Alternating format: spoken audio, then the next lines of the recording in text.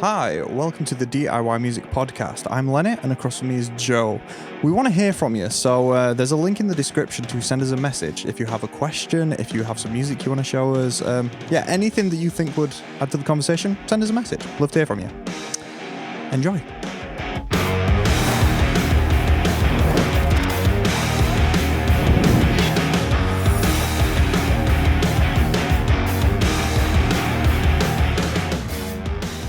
Okay, with it being like festival season, granted, a lot of festivals aren't happening, but a lot of festivals are happening. I want to talk about set lists. Do you feel like that there is sort of a perfect formula for a set list? We've done a video on this before, obviously, but I just want to see if your opinions have changed. Okay, so with standard gigs, we'll call it, so not necessarily a pub, more like a standard sort of music venue. Typically speaking, people are there to see the performers, right? So if someone's there to see you, they will, you would hope, be there before the first song, which essentially means that you have sort of a captive audience. You have people that are there with the intention to see your set in its entirety. Again, you would hope. So with a gig like that, the same applies with your first song. You have to slap. I would say for like your first 3 songs, to be fair, they all have to be like slap you in the face, kind of, we are here. Not necessarily loud, because if you're not a band that does loud music, then, Yeah, it has to be quintessentially your sound and catchy, I think. Yeah, but all of the, we'd probably argue that all the songs should probably be catchy, even if they're in some way different from your usual sound. They should still have that sort of catchiness to it. Mm-hmm. That even applies to metal bands, but we've said that before. I think, yeah, your first 3 songs, 2 or 3 songs should be like that. They should be your quintessential sound, and they should be the sort of, I don't want to say base level of what you can do. They should be sort of like your standard of song. Like if someone was going to just listen to one of your songs, those first songs should be that similar sound. Don't do anything weird for your first 3 songs, is what I'm trying to say. So say what we're saying for a set list. We're saying like half an hour, 7 songs.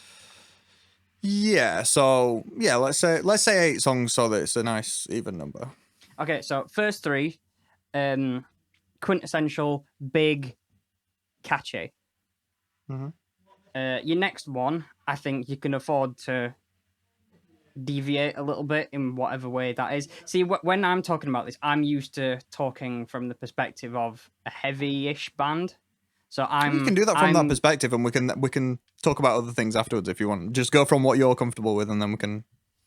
Okay, so if it was me and the last band that I was in, which was a reasonably heavy band, we would have gone first 3 songs heavy, slap you in the face. 4th song, deviate a little bit, but not too much. 5th song, maybe back up to the level of the first 3.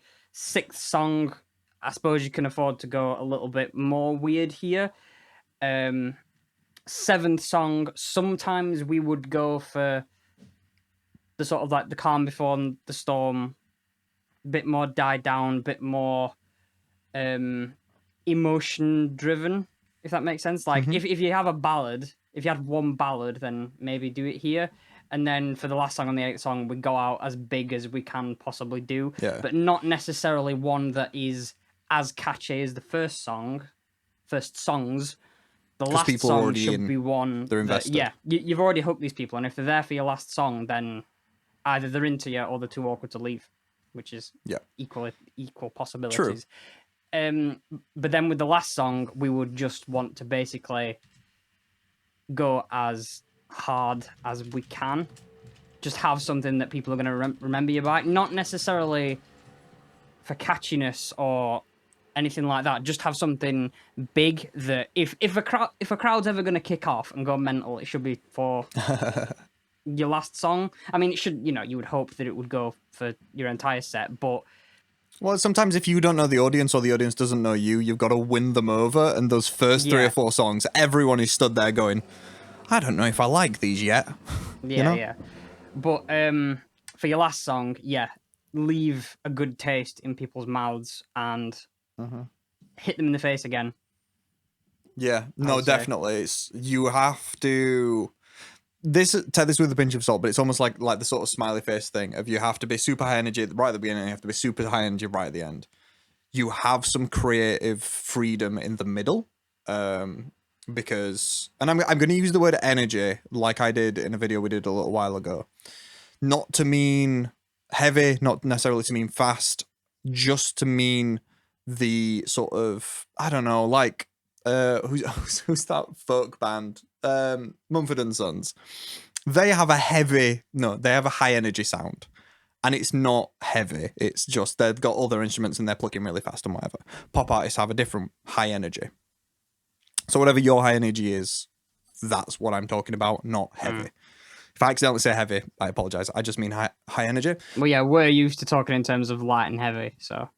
Yeah, I guess, yeah. So start the set, high energy. End the set, high energy. Middle of the set, you have some freedoms. You're probably best off putting the more weirder things, the ballads, the thing that's a completely different genre that you've just thrown in because you quite like it. All that stuff should be the second half of the set, but not the last song.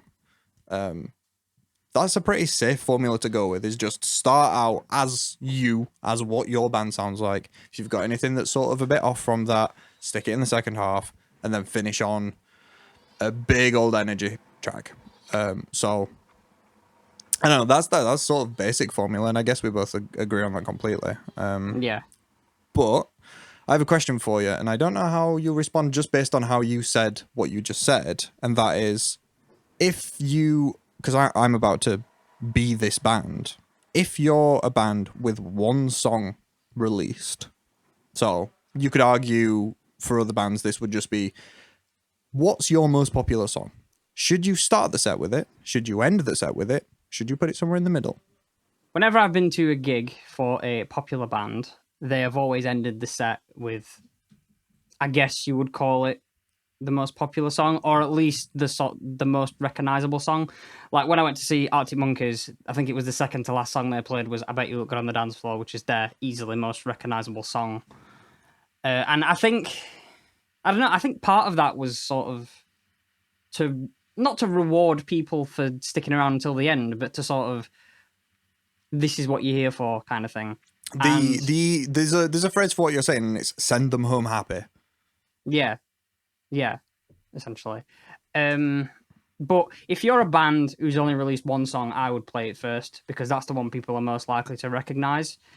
If you're a band that's only released one song, chances are you haven't got that big a fan base, and you're gonna sort of struggle to maintain the crowd's interest if you don't play it until the very end. Like, say you have a small crowd there you can assume some of them have listened to your song and liked it, you're gonna want to reward them with that relatively early on. So if we take it from the philosophy of why have you released this song first, it's to give an instant taster to what your band is going to be and to inform people of what they can expect going forward. The same should apply live, I feel. I agree. However, I disagree. I think I'm still in camp play most known song last no matter what, including if it's your only song that's released. And I think I have justification for this. I think. So, the send them home happy thing is part of it, because in theory you chose that song because it's your best song, therefore putting it last makes sense. But if you're a support band, and we are, I guess, talking here about sort of a main support slot, it's fair to assume that the room may be filling up as you're playing your set. Not every gig has a full room from start to finish. It's almost guaranteed to be as full as it's going to get for the entirety of the main band, like the headline band's set. But there are a few people that exist that just don't particularly care about support bands or don't care about respecting support bands, and therefore will turn up as late as possible while still being able to see the main headliner.